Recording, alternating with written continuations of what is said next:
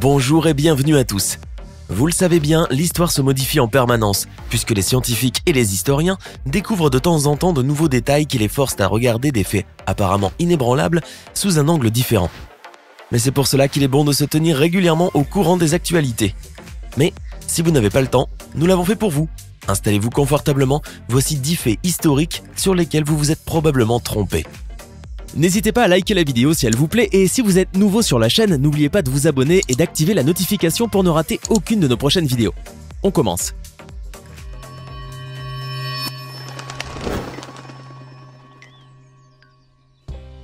Il existe une théorie selon laquelle un iceberg aurait pu déchirer la coque du Titanic, pourtant réputé et décrit comme indéchirable par son constructeur.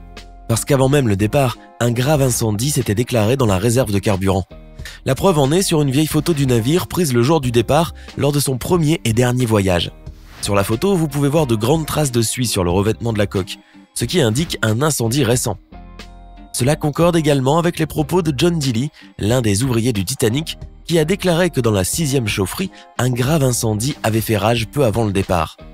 Le brasier se serait consumé pendant 3 semaines, fragilisant la coque du bateau à l'endroit même où, le 14 avril 1912, à 23h40, le Titanic percuta l'iceberg, entraînant la mort de plus de 1500 de ses 2200 passagers. Cet incident a bien entendu été dissimulé pour préserver la crédibilité de la société White Star Line, engagée dans la création du paquebot. Toutefois, en raison de cet incendie, le revêtement externe était devenu beaucoup plus fragile. Ainsi, après le choc contre l'iceberg, la coque ne pouvait plus suffisamment contenir l'impact du bloc de glace, et la pression l'a alors littéralement déchiré. Selon une autre théorie, la présence d'une prétendue momie maléfique aurait également contribué au naufrage. En effet, la célèbre momie égyptienne du British Museum faisait partie des bagages de Lord Canterville lors du voyage. À l'époque, on croyait qu'elle portait malheur, non seulement à celui qui la possédait, mais aussi à tous ceux qui étaient près de lui. La théorie est beaucoup plus farfelue, mais cela a influencé le jugement de certaines personnes sur la raison du naufrage de ce légendaire paquebot. Récemment, des preuves très convaincantes sont apparues pour prouver que les pyramides égyptiennes, mondialement connues, n'ont pas été construites par des esclaves comme tout le monde le pense, mais plutôt par des ouvriers et des constructeurs professionnels. En effet, en 2010, de nouvelles tombes ont été découvertes près des pyramides, vieilles de plus de 4000 ans. Les scientifiques ont alors découvert qu'il s'agissait bien des constructeurs des pyramides de Gizeh. Au total, plusieurs dizaines de bâtisseurs de pyramides ont été retrouvés.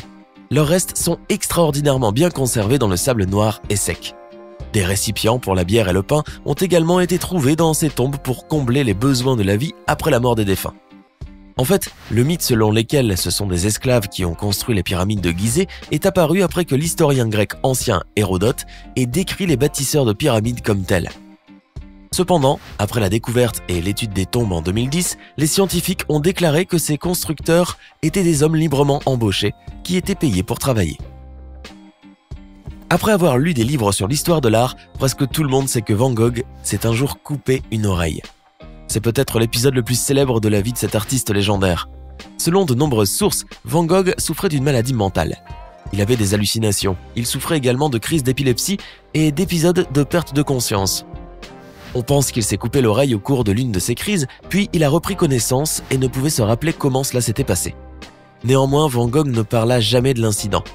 Et en outre, personne ne trouva jamais la lame ou le couteau avec lequel il s'était mutilé.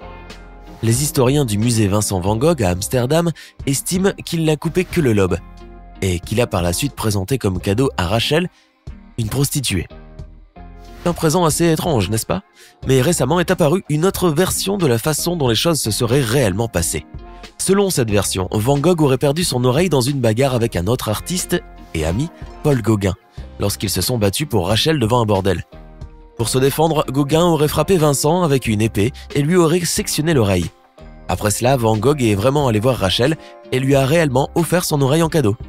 Puis Gauguin est mort et il a été tellement attristé par la perte de son ami qu'il s'est lui-même tué 7 mois plus tard. Cette version est décrite en détail dans le livre « L'oreille de Van Gogh, Paul Gauguin et le serment de silence ». Que savons-nous des Vikings? Par exemple, je sais parce qu'on me l'a enseigné qu'ils n'étaient que des guerriers avec des casques à cornes et qu'ils étaient des individus plutôt costauds. Cependant, en étudiant plus cette question, nous avons appris que c'étaient des guerriers scandinaves qui effectuaient des raids, se livraient au commerce et avaient découvert de nouvelles terres au cours du Moyen-Âge. Nous savons aussi, bien sûr, que tous les Vikings portaient des casques de culte cornus ou ailés qui sont devenus le symbole de ce peuple belliqueux. Mais est-il vrai que ces guerriers portaient de tels casques? Eh bien, pas vraiment. En fait, tout ceci n'est qu'un mythe. Sur les images que nous possédons des Vikings et qui remontent à l'époque du 8e et du 11e siècle de notre époque, les guerriers sont représentés tête nue ou avec de simples casques en cuir ou en métal. Les archéologues n'ont jamais trouvé aucune preuve ni aucune trace de l'existence de quelconque casque à cornes. En fait, ce stéréotype n'est apparu qu'au 19e siècle lorsque les artistes ont commencé à peindre des Scandinaves du Moyen-Âge, en ornant leur tête de tels casques. Le peintre le plus célèbre qui fut l'un des premiers à peindre les Vikings sous cette forme fut Augustus Malmström. Le stéréotype a ensuite été renforcé dans la seconde moitié du 19e siècle lorsque le créateur de costumes Carl Emil Doppler a créé des casques à cornes de Vikings directement inspirés des peintures de Malmström. Carl Emil Doppler a notamment utilisé ces représentations lors de la création de l'opéra de Wagner, L'Anneau des Nibelungen, en 1876. En ce qui concerne le Moyen-Âge, l'utilisation des casques décorés de cornes et d'ailes par les résidents norvégiens allemands était strictement réservée aux cérémonies. Si vous ouvrez n'importe quel livre d'histoire, vous verrez qu'il est écrit que Christophe Colomb fut le premier à découvrir l'Amérique en 1492. Mais pensez-vous vraiment que personne ne l'ait atteint par bateau avant lui? Récemment, des scientifiques ont avancé une version selon laquelle ce sont les Chinois ou les Romains qui ont été les premiers à découvrir l'Amérique. Les savants sont parvenus à cette conclusion en menant une nouvelle étude et en rassemblant de nouvelles preuves.